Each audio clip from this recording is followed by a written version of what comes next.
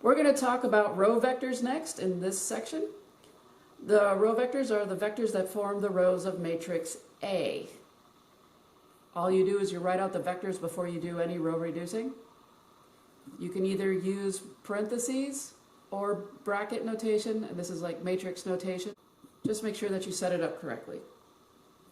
Next definition, we're going to talk about column vectors. The column vectors are the vectors that form the columns of matrix A. Yeah, you just write out the vectors before you do any column reducing. Or in this case, well, it's column reducing, but before you reduce a matrix, the original matrix A.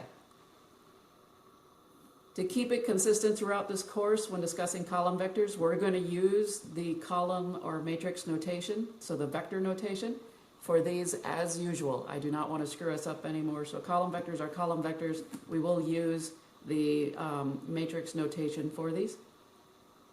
All right, let's do an example. We're going to find the row vectors and the column vectors of matrix A. Well, the row vectors are exactly what you see in matrix A. So let's look at the notation. How does it form? Well, there you go.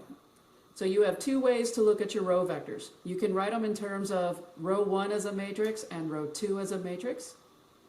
That's what this side's all about. So row 1 as a matrix, row 2 as a matrix.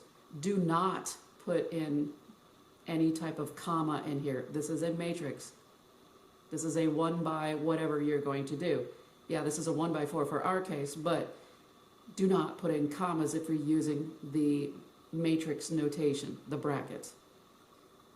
You can also write it as a point, which is why I said you can use parentheses or the brackets. If you write them as points, you're allowed to write in commas. But don't mix the two. So write it as matrix form or write it as point form.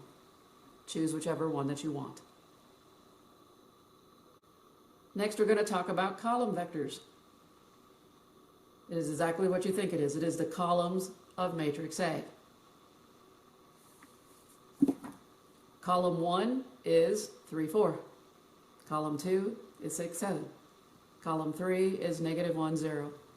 Column 4 is 7, 2. And these are vectors, so they're vectors, hence the reason why you see the vector notation over that. Same thing goes with the rows. That's it, guys. That's how easy it is. And I heard you. I heard it. I felt it in my head. There was a disturbance in the force.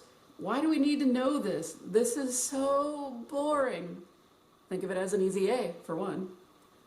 We need to understand the terminology of our subject before moving on. So sorry, this one is not glamorous, but we just need to know what we're talking about. What are my row vectors? What are my column vectors?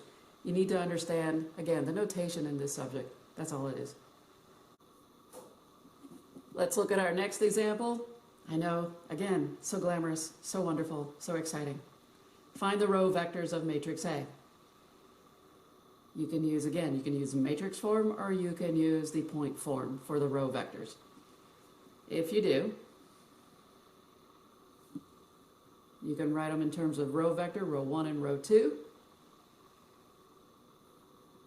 Row 3 is in there somewhere. There we go. So you can write them in matrix form, or you can write them in point form. Again, point form will have the commas in them. Row form will not if you do the matrix formation of it. So be very careful. Next, we're going to do the column vectors. I know, you're still excited. I can feel it. Column 1, column 2, and column 3. Voila. Hate to tell you, but that's the end of this lecture.